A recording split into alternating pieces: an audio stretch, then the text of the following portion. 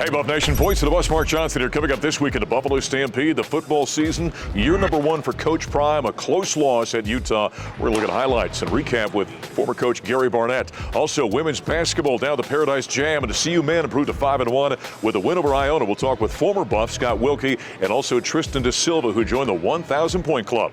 All this week in the Buffalo Stampede.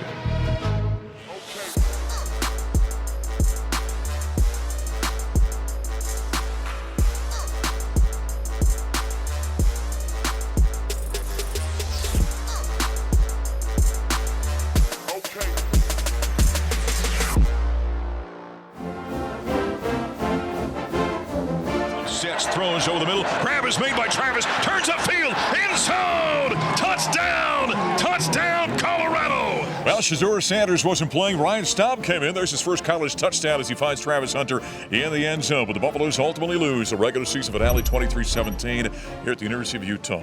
Pac-12 era is over. Coach Gary Barnett, voice of the Buffs, Mark Johnson. You end the season the way the Buffaloes did. You wanted to see them come out and play with energy and heart today, and I thought they did that. They did, but, that was actually a second touchdown. The first one was poorly officiated. It should have counted, yes. No, yeah. Ryan did a great job, and the Buffs did. They fought hard. This was a 22-point spread on this game. We're playing a really good physical football team, and conditions aren't ideal for a lot of guys. And I thought we played hard the whole way through, but we were who we've been. We still couldn't stop the inside running game, and we did a better job protecting our quarterback, but we didn't rush the ball again. So, but that's from day 1 to day 12. It's been game 12. It's been the same, but at least we fought hard, I thought, and I think everybody's going to walk out of here thinking the arrow's pointing up and feeling good about it. Well, Ryan Staub comes out, has to start. Shador Sanders out with the injury, got banged up, left the game last week at Washington State. Gets his first college start after minimal snaps prior to this one, and I thought handled himself pretty well, didn't he? He really did, Mark. He got rid of the ball. The 2 sacks that were involved were not his fault. He wasn't holding it too long. He played as well as a player in his situation could play in this particular game. Yeah, played very well. Buffaloes end up falling, though, 23-17. You said in our pregame show, Gary was talking about putting this on the coaches, making sure they called a game that would help the Buffs without Shador out there. I thought they really did that from a game. I did too, Mark. Yeah. I thought they called a good, solid game offensively to take care of, take the pressure off Ryan, and then defensively, the same thing. They had to stop the run somehow. You know what? We didn't stop it totally, but we were within a touchdown of winning this game, and so I thought we had a good call. So year number 1 of the Prime era is over after a 23-17 loss at Utah, and afterward we heard from Buffs head coach. Presented by Coors Light. Coors Light, mountain cold refreshment made to chill. Celebrate responsibly. I thought it was a pretty darn good game. Considering I think both starting quarterbacks was certainly out. We showed up and we played well. Staub did a great job, I feel like, at getting the ball to where it needed to go and get it out of his hands. And I think we were only sacked a couple times, which is a blessing for us, you got to understand. Unfortunately, we didn't get the catch from Travis. I thought that was good, as well as a punt return back from Dylan. 2 huge plays. You can't win games and be inconsistent in those areas. They won. They did a great job. On to the next. It's time to start projecting and start thinking about tomorrow. This is where the scouting department, Corey, this is where they start doing their thing. We already know what's going to come probably in the next few days to a week and a half. We already know what's going to transpire. You guys you're going to be pleased with what's coming. I promise you that. But everything you see that we have a lack thereof, a deficit, we're going to feel that need. There's head coach Coach Prime Sanders. Buffaloes fall in the regular season finale, 23-17. We continue with Coach Gary Barnett. Defensive side of the ball. I think this unit continued to grow all season long, didn't it? It did. Demoy Kidney and Shane Cokes both had their best game of the year today, and that's encouraging. Now, we're probably losing both of them, but it's still encouraging to see them get better as the year goes on, and that's what you're trying to do as a football team. The other thing, Mark, I want to say is I think Coach Sanders handles the end of these games really well. Yeah. I mean, we don't get to put all of his message on this show, but he's solid out there. You know, he's way ahead of everybody else. I can tell you that. He's been in front of a camera every once in a while. He's pretty good at being on a microphone. Yeah. So the season comes to an end for today. What's your postscript on year one of the primary? You know, I said back in August, if we win 4, I think he's done a heck of a job. Now, I took into consideration the schedule. Yes. And we had a really difficult schedule. Brutal schedule. Yeah. And you know, at one point it looked like I was going to be off that. Unfortunately, we were right on it. But still, say you come out and win 4 after making a massive change in everything, playing the schedule we played. I still think it was a successful year. And now the Pac-12 era is over as well.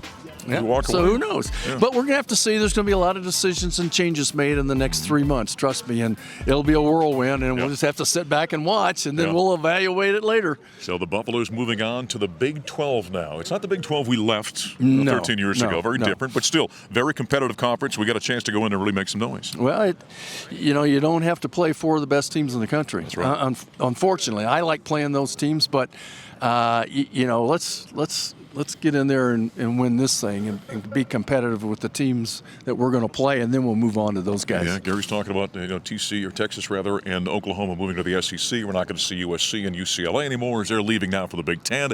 The college football world is upside down, but the Buffs will move on to the Big 12 after year one of the primary comes to an end with a 23-17 loss at Utah. They finish up the year at 4-8. We'll take a timeout here on the Buffalo Stampede. We're talking more football in a moment. First and 10 with a 30. Quick throw. It's a double pass. Caught by Jimmy. He's going to whip it downfield. Dillon's down there. Makes the grab at the 2-yard line.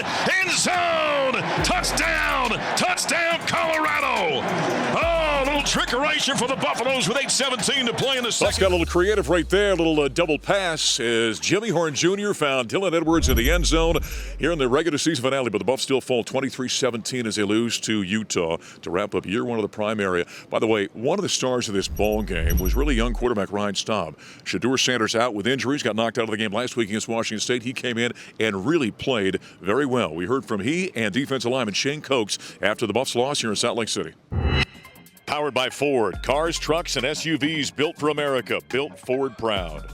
Obviously, my first start, I was nervous. I was excited, but I mean, credit to my coaches. We prepared just really hard this week, and I know I put in a lot of work in the film room and in practice, and so I think we were ready to go out a lot. Shedeur was a huge help. I mean, just confidence and helping me see things, helping me prepare with things. I mean, he's just been amazing for me. So a great guy for not only me to watch throughout the whole year, but this week in particular, he's helped me out a lot.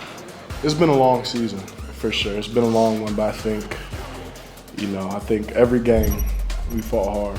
I think that's kind of been the story. We always make a mistake here or there, kind of end up going the other way. But at the end of the day, we play hard. I mean, you can always build off that, for next season on, and just really building that foundation from this first year. I think we've come a long way since those first few weeks. I mean, obviously with those first few weeks we won. We're high. I think going to Oregon, USC, faced a lot of difficulties, especially at that Stanford game. I think taking that bye week and those practices and after that, I think we learned a lot, just how much better we could be and how much better we need to be. So I think this season was definitely a lot of growing, but I think, as we saw towards the end of this game and then many games this season, I mean, we play hard every single game, every single snap, no matter what it is, no matter what the situation is, and then just continuing to build off that. And that's credit to Coach Kelly, Coach Sal, Coach Williams, all those guys, and then also the players, how hard we play and how hard we work to be better. What all this was, all the excitement, all the energy, I think, obviously season took a turn, but I think at the same time it was a lot of growing, a lot of adapting, a lot of understanding, a lot of just character building, not only for myself, but the team as a whole. I mean, this is, like I said, the first of something that's going to be great. Like, I know that for sure. So I think, going through this season, a lot of ups and downs, a lot of hills and peaks. But I think, at the end, we played hard. We had a lot of great stops, like we said earlier. And I think it's just something to understand we can build off this, so we can really be something great. Now there's the quarterback for the Buffaloes in the ball game in which they lose 23-17 at Utah. Ryan Staub and defensive lineman Shane Cokes, one of the great young men I've ever met in college athletics. But the Buffs fall. Year one of the prime era comes to an end with a 4-8 record. Coming up next here in the Buffalo Stampede, we're talking men's basketball.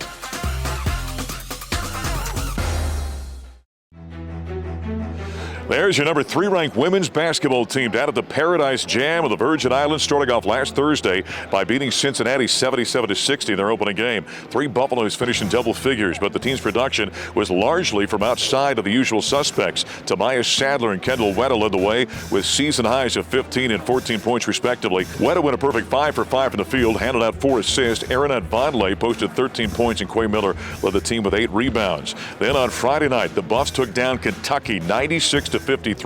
They started the game out a bit slow, but finished the first quarter on a 14-0 run, which helped them pull away from the Wildcats early. Colorado forced 27 Kentucky turnovers, resulting in 42 points. The Buffaloes out-assisted the Wildcats 22-8, giving CU its 6th straight game of 20 assists to start the season. And then in the finale on Saturday, the Buffs suffered their first loss of the campaign, 78-60 against number 10 North Carolina State. CU shot a combined 57% in their first 2 games of the tournament, but shot just 33% against the Wolfpack.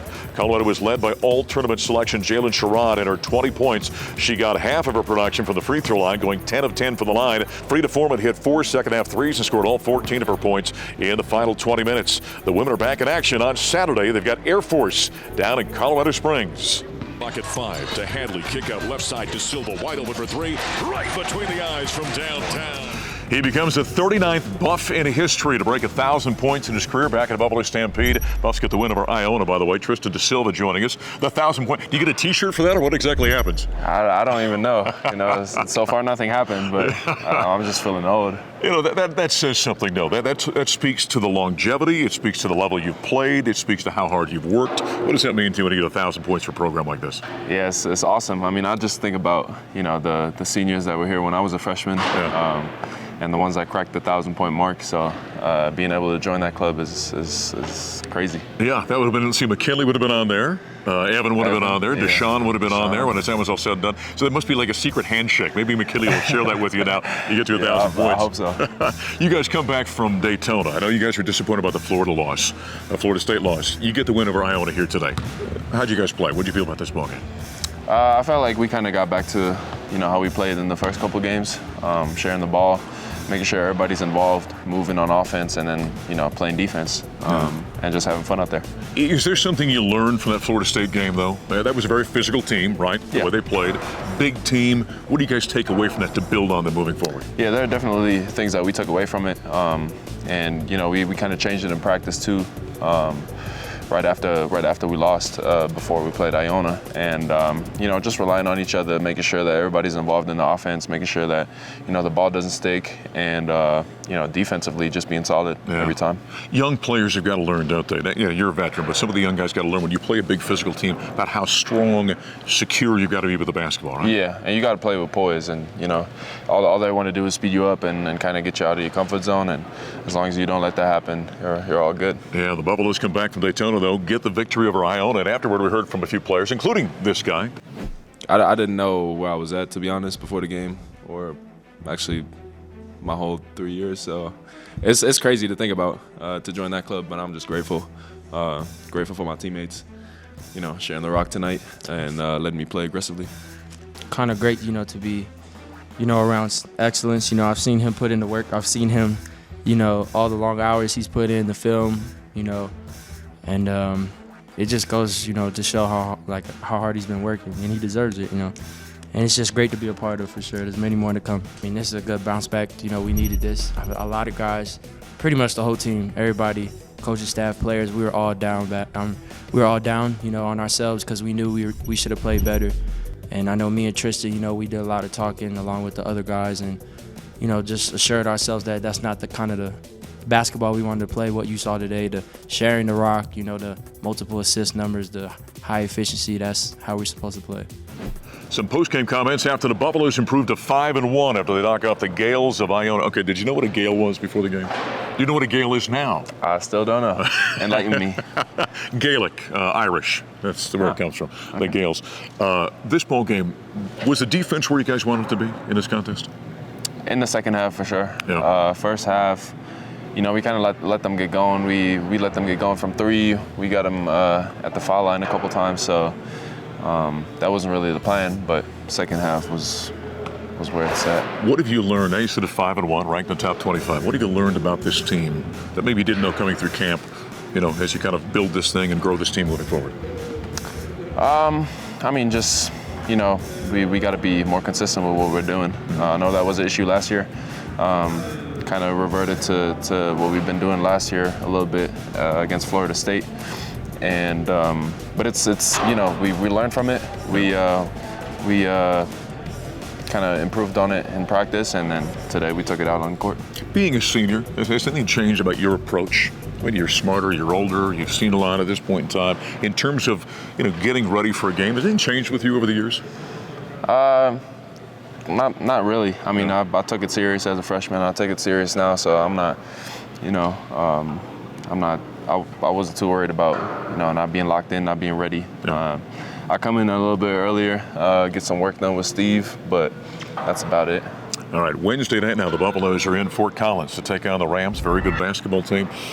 Your younger teammates understand, especially the guys not from Colorado, understand that this is kind of a big deal, isn't it? Yeah, for sure. But we're looking forward to it. They're a great team this year, so. Hey, congratulations on 1,000 points. Thank you. I appreciate it. Tristan Silva, he and the Buffaloes get the victory over Iona. We're going to recap a little bit with my partner, Scott Wilkie, coming up next here in the Buffalo Stampede.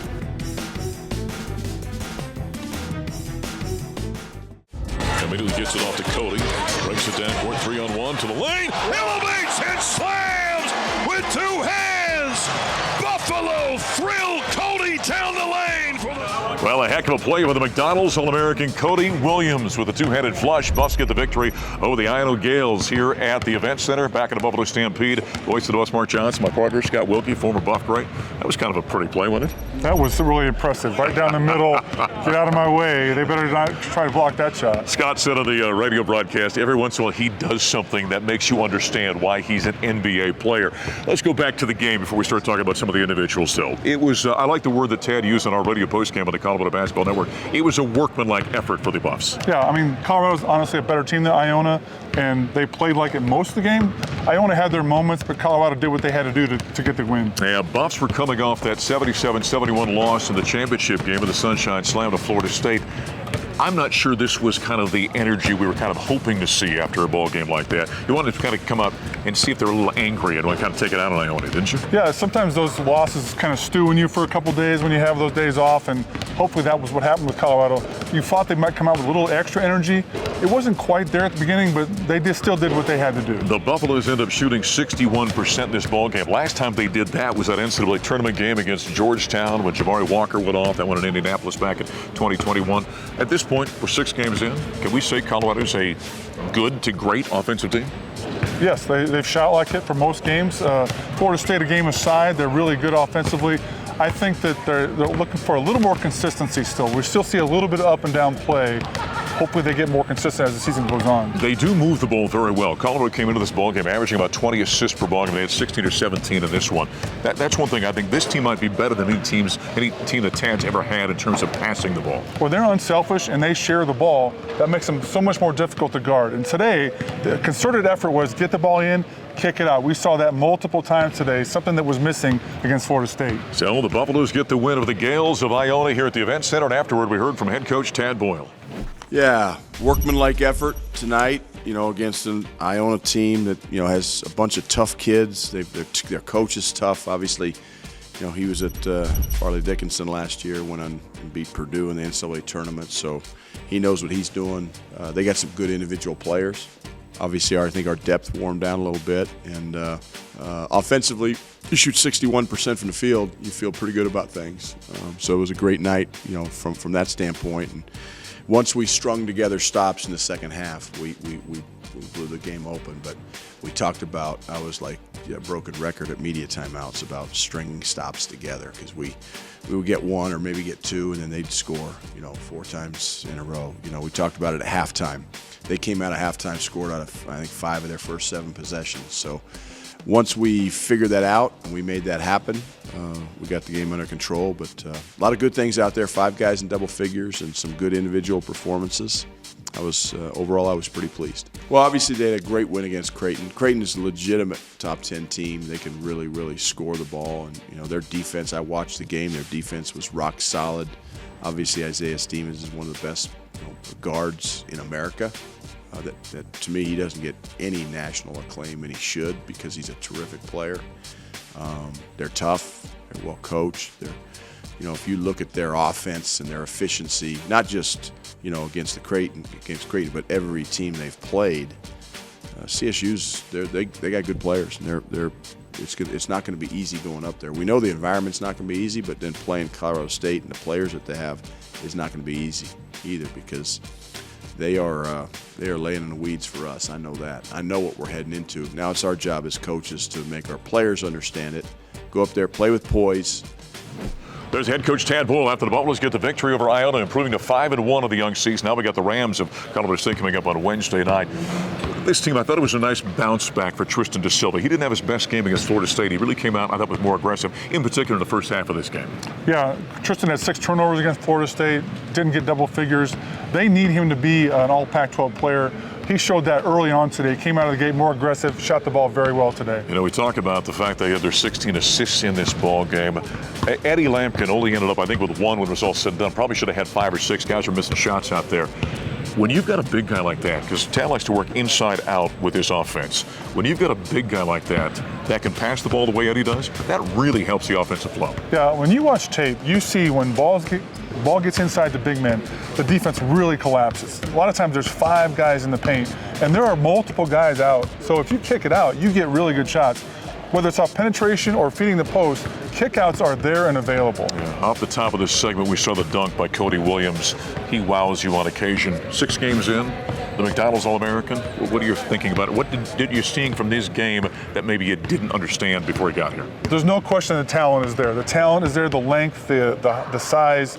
And what I like is he's been unselfish. He hasn't asserted himself overly, but what we're seeing is him doing a little bit more each game. And every once in a while, you and I turn and look at each other, because he makes a play that most 6'9" players in the planet cannot do. Yeah. And he did that today down the middle on the 3-on-2 break. They also had a little alley-oop that he didn't dunk. He caught right on the rim. It was a tough, very athletic play just to get it up there, and he scored a bucket. He adds a dimension as well, because I think, last year you look back to it, and KJ was the guy to get great shots. Cody can do that as well. Buff's getting ready now to go up to Fort Collins on Wednesday night. That place is going to be on fire. It'll be full, it'll be loud, and they don't like Colorado. There's always that in-state rivalry thing, and it'll be interesting. They've had the better team they've had probably in a few years now, so Colorado better be ready to go. Yeah, they're coming off a big win over number 8 Creighton over the weekend. That's Scott Wilkie. I'm voice of the Buffs, Mark Johnson. That puts a wrap this week on the Buffalo Stampede. Thanks for joining us. We'll talk to you next time.